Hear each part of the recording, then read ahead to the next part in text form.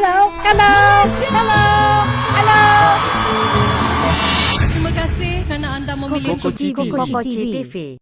Bagi anda yang membesar sekitar 90-an, pastinya masih ingat dengan kumpulan feminin dan aksi lincah ketika melakukan persembahan di atas pentas. Malah kumpulan ini cukup gah dan popular kerana dibarisi 5 orang gadis muda dan cantik. Mereka adalah Asfarinar Muhammad As, Endriati Abdul Rahman Yati, Rozilawati Muhammad Wati, Nur Intan Zahanariah Abdul Zahrin Dek Nur dan Nur Askila Zainal Abidin Along. Apa yang menarik, feminin bukan sekadar memperjuangkan muzik kontemporari mereka, bahkan fashion mereka juga sering menjadi ikutan remaja, termasuklah gaya potongan rambut pendek dan aksesori pengepit yang sentiasa tersisip di rambut. Kumpulan yang diasaskan oleh Edraz ini pernah menghasilkan 3 album, antaranya Untukmu 1993, Kini 1994, Kembali 1996 dan kompilasi Untukmu Kini 1997. Bagaimanapun atas sebab-sebab tertentu feminin akhirnya dibubarkan, namun lagu-lagunya masih diminati dan sering diputarkan di corong radio tempatan sehingga kini. Khabar legendar utusan berkesempatan bertemu salah seorang anggotanya, As, 46, dia yang kini sudah berumah tangga dengan bekas bintang bola sepak terkenal tanah air, Azman Adnan, berkongsi cerita tentang pembabitan awal serta kehidupan terkininya. Selepas berumah tangga memang saya ambil keputusan untuk undur diri dari bidang seni, bukan suami tidak mengizinkan untuk kembali aktif, tetapi keputusan cuci tangan ini datangnya dari hati sendiri, rasanya cukuplah dengan apa yang pernah saya kecapi dahulu. Semua momen indah sebagai artis telah saya lalui, sekarang ini tiada apa yang ingin dikejar lagi, fokus utama saya hanyalah kepada suami dan anak-anak, katanya memulakan perbualan, mendirikan rumah tangga pada 2004, dia kini dikurniakan 4 orang cahaya mata iaitu Arif Arafat 16, Arina Ardini 14, Arik Ariri 12 dan Aris Armada 8. Tidak dinafikan anak kelahiran Hulu Langat, Selangor ini merupakan antara anggota kumpulan yang sering menjadi tumpuan dan mendapat publicity berbanding lain. Ketika ditanya, dia sekadar tertawa tanpa jawapan, baginya mungkin itu adalah rezeki yang membuatkan dia terus diingati sehingga kini.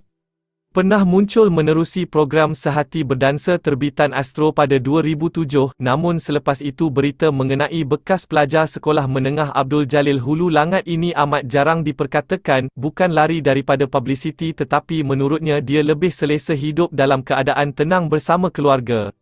Jika dahulu sibuk dengan show, tetapi kini sibuk uruskan keluarga, tambah pula anak bongsu menghidap autisme, jadi saya memang tumpukan perhatian penuh kepadanya, lagipun bila usia dah meningkat rasanya lebih baik saya habiskan masa bersama mereka sahaja. Saya tidak nafikan masih terima tawaran menyanyi sehingga sekarang, tetapi saya terpaksa tolak secara baik, bagi saya zaman kegemilangan itu sudah berlalu, bagaimanapun saya masih ikuti perkembangan dan sokong rakan-rakan yang masih aktif, katanya. Bercerita tentang sejarah penubuhan feminin, dia berkata mereka sebenarnya bermula sebagai penari di syarikat Adrina Collection yang diuruskan oleh Edraz. Kemunculan kumpulan remaja 4U2C dan kru serta merta memberi idea baharu apabila mereka mengambil keputusan untuk mewujudkan sebuah kumpulan. Feminin bernasib baik kerana syarikat rakaman New Southern Records (NSR) bersetuju mengambil mereka sebagai artis rakaman dan pada Julai 1993, album pertama berjudul Untukmu akhirnya berjaya diterbitkan dan terjual melebihi 100,000 unit. Saya dan rakan-rakan ni memang aktif belajar menari sejak di bangku sekolah lagi, waktu itu show di merata tempat sehinggakan sempat juga kami masuk beberapa buah pertandingan, tetapi bila kerjaya berubah, banyaklah benda baru yang terpaksa kami belajar, bukan senang rupanya nak jadi penyanyi, saya pula memang ada darah gemuruh. Kalau nak masuk studio rakam lagu tu saya terpaksa ambil masa untuk warm up dan tenangkan fikiran, kalau tidak memang akan menggigil, katanya tertawa. Gambar As kekal cantik di usia 46 bersama suami Azman Adnan, namun secara rasminya feminin akhirnya dibubarkan pada 1997 berikutan pengunduran anggota dan komitmen masing-masing terhadap keluarga setelah ada yang berumah tangga. Tidak menafikan penglibatan pengurusnya, Edraz cukup membantu hala tuju kerjayanya, bahkan sehingga kini hubungan mereka masih rapat dan Ed adalah individu yang sering menjadi rujukan terutamanya jika melibatkan soal tawaran dan kerjaya. Abang Ed ini kami anggap sebagai ketua keluarga, dialah emak dialah ayah.